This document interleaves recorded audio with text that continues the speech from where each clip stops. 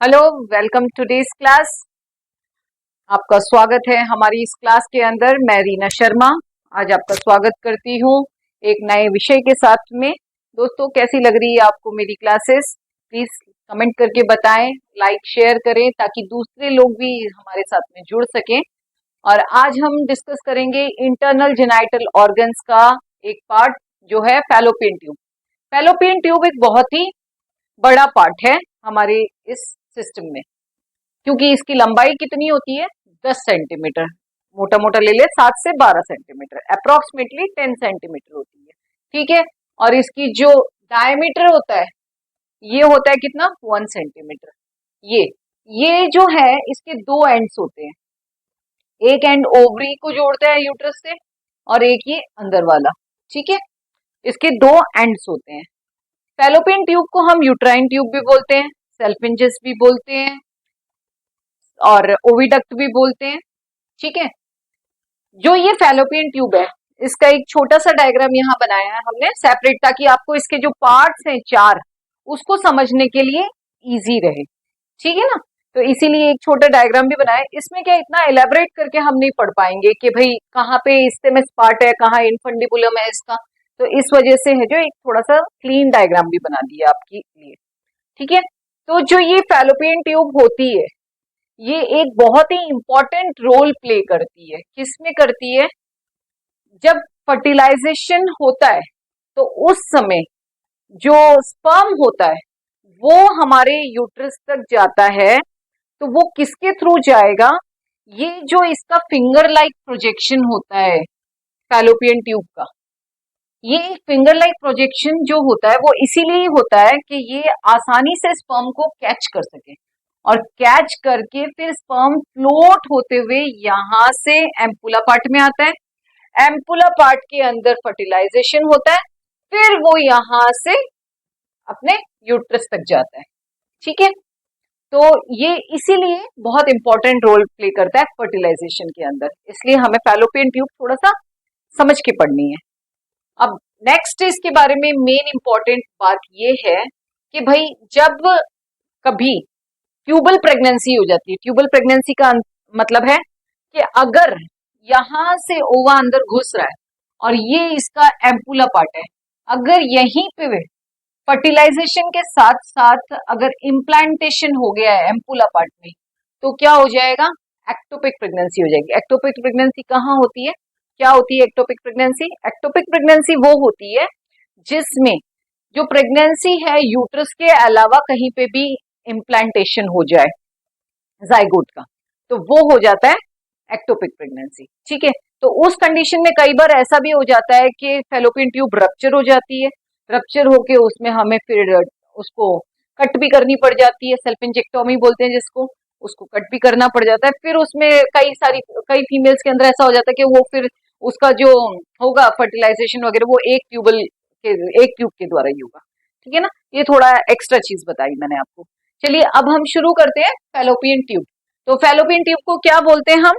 इसे हम uterine tube भी बोलते हैं, ओविडक्ट भी बोलते हैं, सेल्फिंजिस भी बोलते हैं। ठीक है। इसके जो डायमीटर होता है ये कितना होता है? 1 सेंटीमीटर। इसकी लेंथ कितनी होती है? इसकी लेंथ होती है 10 सेंटीमीटर। अप्रोक्सीमेटली 10 होती है, 7 से 12 राउंड ऑफ ले लेते हैं हम। फिर उसके बाद में ये एक हॉलो मस्कुलर ऑर्गन होता है। मस्कुलर ट्यूब होती है, हॉलो यानी खाली, हॉलो मस्कुलर ट्यूब होती है। ठीक है। इसके फंक्शंस क्या होते हैं? इसके फंक्शन होते हैं कि ovum stage 3 days in tube. Ovum कितने दिन तक ट्यूब में रहता है? 3 दिन तक रहता है।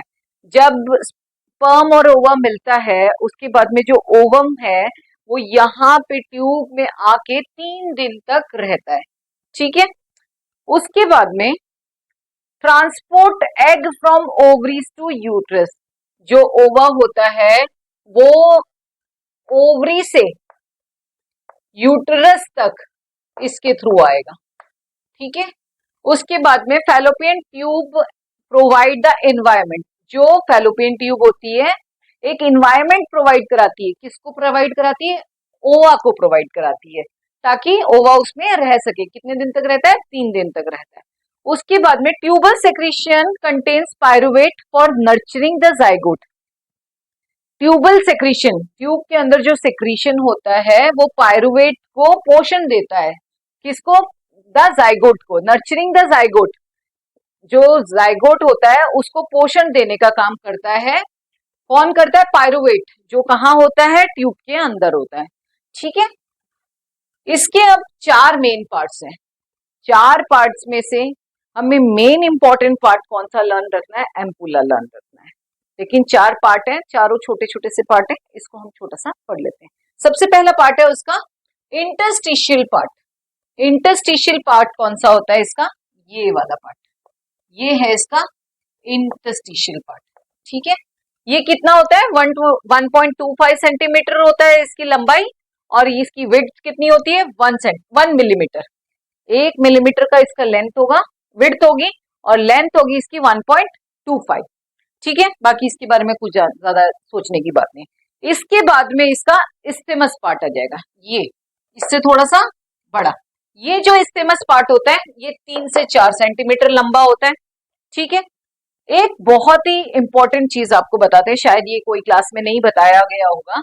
जब फीमेल स्टरलाइजेशन होता है, फीमेल स्टरलाइजेशन 2 तरह से होता है। एक तो होता है लेप्रोस्कोपिक, जो लेप्रोस्कोप से एक धागा बांध देते हैं टाई में, वो अपन जब कंडीशन कोई हो जाती है कि भाई वापस उसको खुलवानी है तो वो धागा रिमूव करके और वापस वो ट्यूब में से प्रेगनेंसी हो सकती है।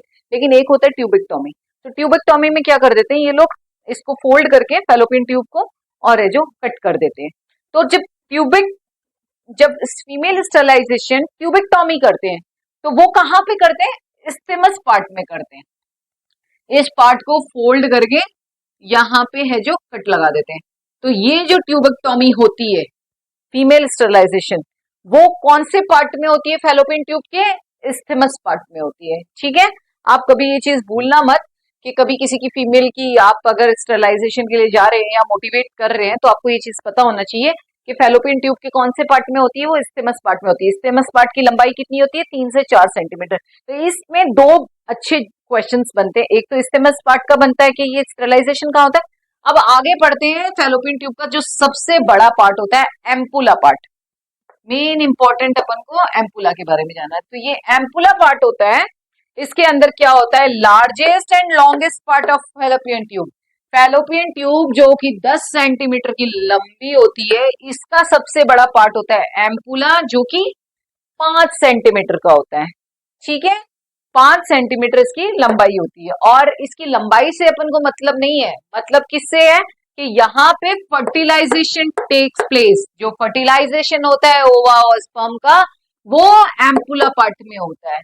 ठीक है, अब उसके बाद में इनफंडिबुलम, जो एम्पुला के बाद में जो नीचे ये इतना पार्ट होता है फनल लाइक शेप का। फनल यानी वो कीप जो होती है जिसमें तेल वगैरह अपन छानते हैं, वो जो कीप के लाइक का आकार होता है वो है ये इनफंडिबुलम। तो इनफंडिबुलम जो होता है इसकी 1.25 सेंटीमीटर लंबाई होगी और इसकी 3 mm की चौड़ाई होगी। ठीक है, तो ये हुआ इनफंडिबुलम। इनफंडिबुलम के नीचे ये एक फिंगर लाइक प्रोजेक्शन होता है जिसको हम बोलते हैं फिम्ब्रे। इसको इसका फिंगर लाइक प्रोजेक्शन इसीलिए होता है ताकि ये आसानी से स्पर्म को कैच कर सके और इसके अंदर जो इसका सिक्रीशन होता है इसमें स्पर्म आराम से फ्लोट कर सके। ठीक है, तो ये इसीलिए है जो इसका ये कैच करने के हिसाब से इसका फिंगर लाइक प्रोजेक्शन होता है। ठीक है दोस्तों, तो ये एक छोटा सा ही पार्ट था फैलोपियन ट्यूब, बहुत ही इजी है। इसके 2 इंपॉर्टेंट क्वेश्चन बनते हैं हमारे। एक तो इसका एम्पुला पार्ट जो सबसे बड़ा होता है, जो 5 सेंटीमीटर होता है, जो इसका फर्टिलाइजेशन टेक्स प्लेस करता है। एक स्टेमस पार्ट होता है जहां पे है जो इसका हमारे क्या बोलते हैं ट्यूबेक्टोमी के दौरान यहाँ पे वो किया जाता है। अब आपको 2-3 छोटी छोटी बात बता देती हूँ। एक तो फैलोपियन ट्यूब के अंदर एक्टोपिक प्रेगनेंसी होने का वो रहता है। एक जो डेंजर्स होते हैं फीमेल के अंदर वो कहाँ होते हैं? एक तो होता है फैलोपियन ट्यूब में इसका एक्टोपिक प्रेगनेंसी होने का डर रहता है। एक रहता है सेल्फिंजाइटिस यानी इन्फेक्शन, टिस लग गया यानी इन्फ्लामेशन ऑफ फैलोपियन ट्यूब। और एक है जो इसमें एक्टोपिक प्रेगनेंसी होने का डर रहता है, ठीक है। और एक है जो ब्लॉकेज, ट्यूबल ब्लॉकेज। कई बार ऐसा हो जाता है कि ट्यूब के अंदर ब्लॉक हो जाते हैं, तो वो ब्लॉक को डाई पुश करके भी फीमेल में जब प्रेगनेंसी नहीं होते हैं तो उसके दो तीन इंपॉर्टेंट मेजर कॉजेज होते हैं। एक तो सेल्फ इंजेस्टिस कि भाई इन्फ्लामेशन हो गया ट्यूब के अंदर, दूसरा है कि ट्यूब में कोई ब्लॉकेज है तो उसको एक डाई पुश करके ब्लॉक को क्लीन किया जाता है, ठीक है। तीसरा है एक्टोपिक प्रेगनेंसी हो गई है, तो एक्टोपिक प्रेगनेंसी हो गई है तो या तो एक ट्यूब को कट ही करना पड़ेगा अपने, है ना। तो वो भी एक मेजर कॉज हो जाता है कि भाई प्रेगनेंसी नहीं हुई उसको। तो ये तीन चार मोटे मोटे कारण होते हैं फीमेल के अंदर प्रेगनेंसी नहीं होने के। किसकी वजह से? ट्यूब की वजह से, ठीक है। तो मेरे को लगता है कि अब ये टॉपिक आपको अच्छे से क्लियर हो गया होगा। तो अब हम नेक्स्ट पढ़ते हैं ओवरीज, ठीक है।